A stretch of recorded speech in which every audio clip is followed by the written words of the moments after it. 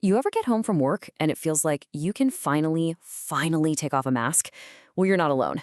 The thing is, many of us actually have two different personalities, one for work and one for real life.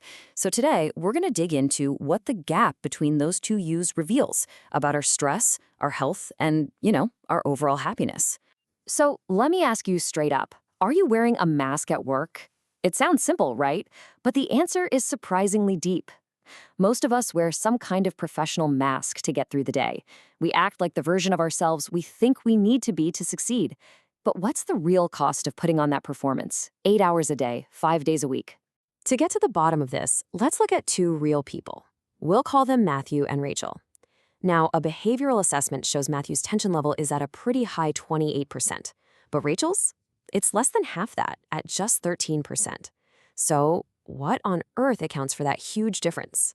That's the mystery we are about to solve. And the answer lies in a really simple but powerful idea that we each have two different behavioral profiles. There's the authentic, natural you, and then there's the public you, the one that shows up to the office. Okay, first up is your internal profile. The easiest way to think about this is like your factory settings. It's your natural, instinctive style. It's the person you are when you're totally comfortable or when you're under some serious pressure.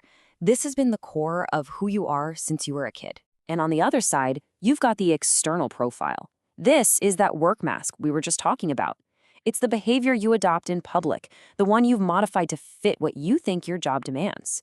In short, it's how you believe you should be acting. All right, let's apply this to our first case study, Matthew.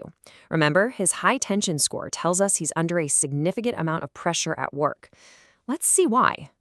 So this is the real Matthew.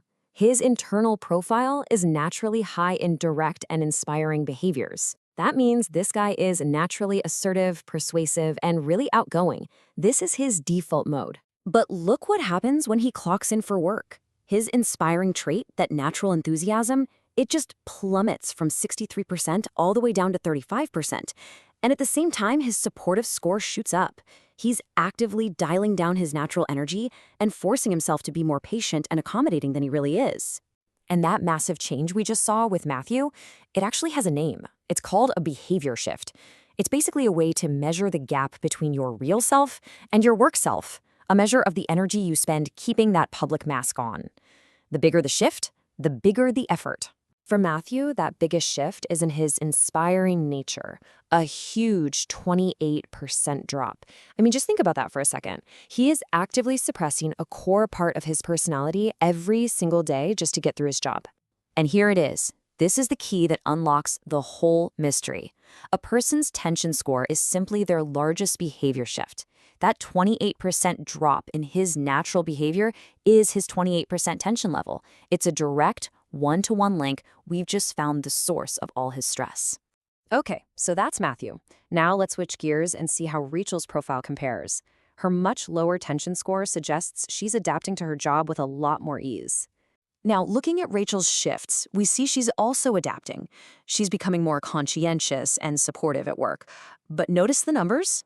Her largest shift is only 13%. See?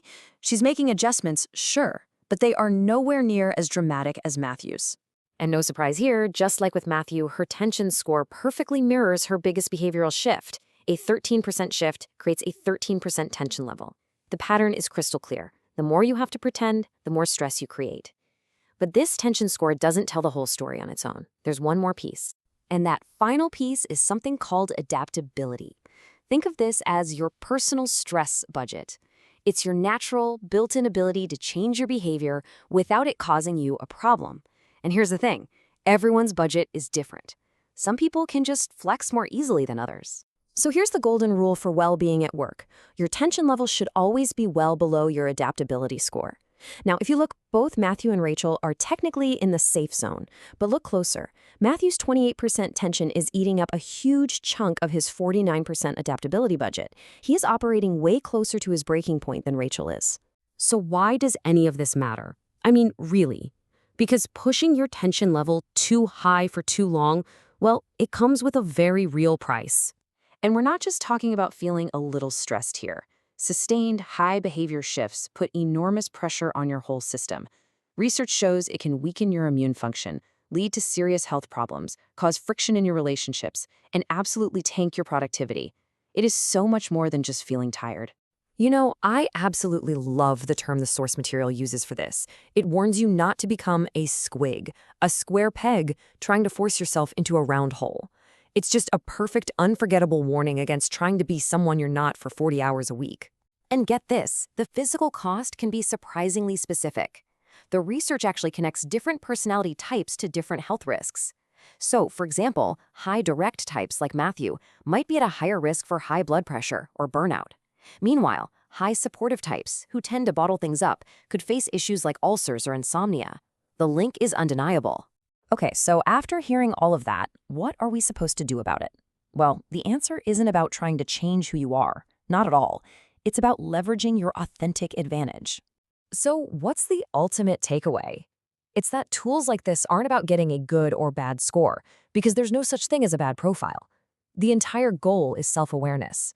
It's about understanding your natural strengths, so you can find a job and a company and a culture where you don't have to wear a mask. A place where the most authentic version of you is the one that gets to succeed. And that leaves us with one last question to think about. The next time you feel completely drained after a day of work, ask yourself this. Is it the work itself that's wearing you out, or is it the mask you have to put on just to do it?